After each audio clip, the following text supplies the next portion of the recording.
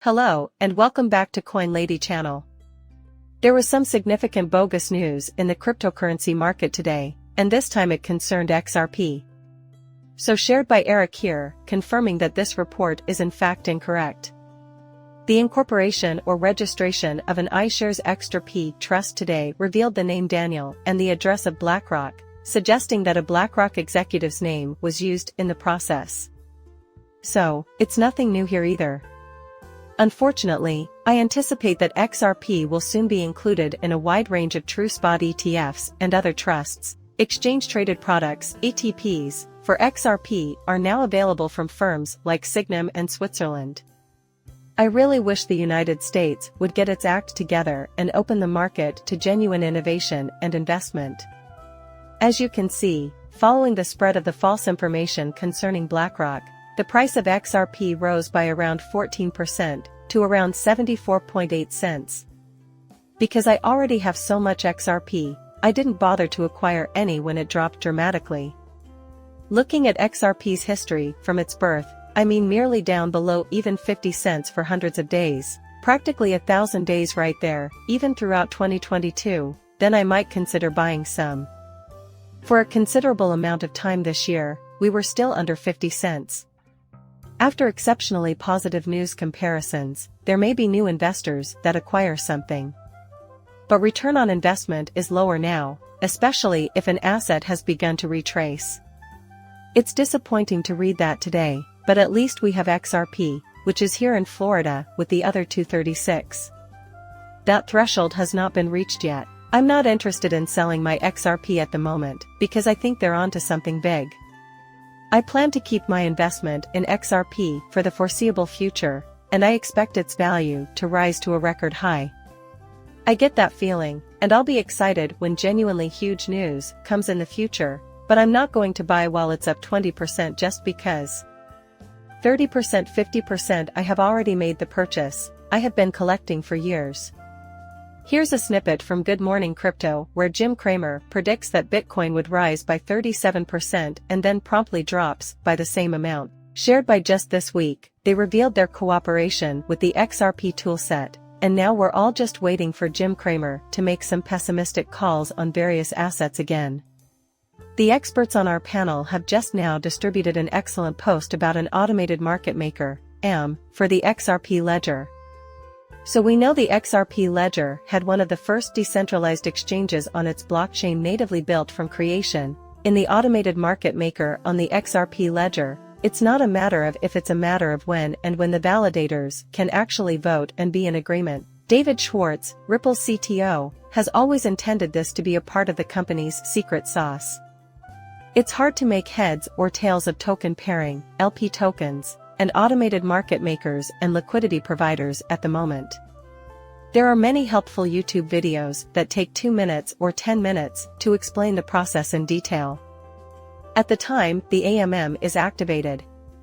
Although I want to take part in the additional P ledger, I won't be investing a large sum of money due to the possibility that I'll come out ahead in the long run by simply keeping my XRP. But if I know when DeFi and just overall TVL is having a bull run, and I can leverage some of my XRP holdings to make money off it, then I will.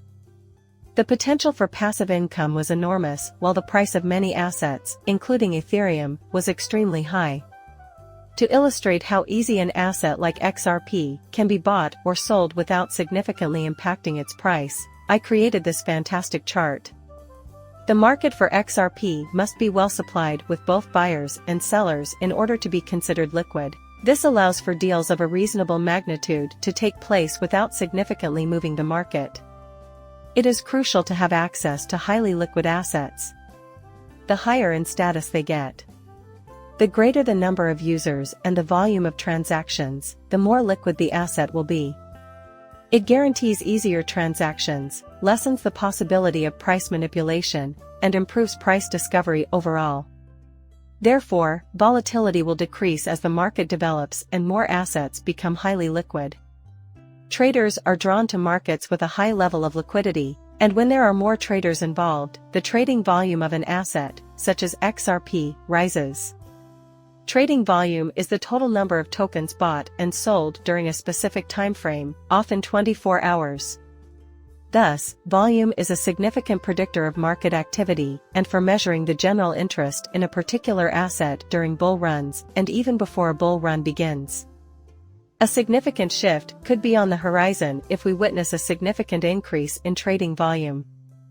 A large price change on low volume suggests a breakout, but the volume was insufficient to support the price change. It may indicate that the upward trend is temporary. Big breakouts with rising volume that are also breaking out provide considerably stronger confirmation of a much larger uptrend. Therefore, a high level of liquidity is appealing to traders. Because of this, the more business we do, the more money we make in fees. Higher LP returns, or liquidity provider returns, are made possible for anyone who contributes XRP or other assets as liquidity, and, as Pano points out, LP rewards maintain liquidity and incentivize other people to give liquidity, creating a potential flywheel effect. Tend to recall Ripple Medicotta Suisse, the custodian, has partnered with HSBC. And they stated that they're partnering with Medico as they seek to develop a new digital asset custody service for institutional clients. This also applies to tokenized security investors. And the tokenization of physical assets is inevitable. Stocks, indices, bonds, property, patents, and other forms of intellectual property are all included. Also, I think it's important to point out that in this highly unregulated market, whales drive markets and the majority of price activity, and this is true for every asset in the crypto market. In addition, there are many distinct kinds of whales, including both large retail holders and institutional investors. When it was only a half cent, there were investors who bought only to hold on to their shares. These investors made up a sizable chunk of the market. Even in the stock market, or equity market, algorithmic trading bots are used by everyone, and their trading parameters can be changed as needed. And they would switch around between assets according to market conditions, volume, liquidity, and the presence of market makers. We haven't seen what actual utility can do to drive price movement yet, but I think we'll see this asset class grow in the years to come. I think we'll hit new all-time highs surpassing the $3 trillion prior all-time high, and I think prices will go up, down, and sideways. Many investors sell their holdings at the bottom of a bear market, others give up and never return, and still others wait for the market to recover before making another purchase, this time at a higher price. Also, everyone needs to do their own homework and make decisions based on their own unique preferences and comfort level with risk. What I see is XRP rising. In addition to the gain reported in the most recent XRP markets, I've also noticed an increase in OTL across all dimensions in the past several quarters. People like Ron Paul, a former Goldman Sachs employee who is worth, conservatively speaking, tens of millions of dollars and possibly $50 million or more, are not uncommon. Like me, he has a lot of faith in XRP. It's alright if you don't think the XRP ledger will survive or reach an ultimate price, because XRP is not considered a security in the United States. To the contrary, in my opinion, XRP is just one of several investments I have in the market. It wouldn't bother me in the least if I considered selling out and leaving the network if I discovered something seriously wrong with its widespread acceptance. After 6 years of immersing myself in the industry full-time, I've learned enough about the market and Bitcoin to know that in the last 2 cycles, neither Bitcoin nor the market reached new highs until far into the second year. I'm waiting, and I'm personally taking that chance. I believe the crypto asset class is here to stay. We all know Robbie Mitnick, former head of digital assets at BlackRock and current advisor to Ripple, where he authored a study valuing the company at an additional P, with metrics ranging from $1.06 to $32. The next one is CryptoShared. Eddie drew attention to the fact that what we have currently is essentially an XP ledger, which enables hooks and smart contracts. In light of our recent work demonstrating the utility of smart contracts in conjunction with the XRP ledger, we present the following video. To the present day, you wish to construct it things like retail solutions, direct debit solutions, everything you can think of connected to security, including things like inheritance and key recovery in the event of your death. In a few months to a year, we can have them. Oops, be prepared if we do. I'm going to wrap up by mentioning a few crucial details. Recently, Business Wire published an article about a company called MFS Africa, which has now changed its name. However, in 2022, Ripple formed a partnership with this group bank to use OTL on-demand liquidity, XRP. Across the continent, there are 500 million mobile wallets.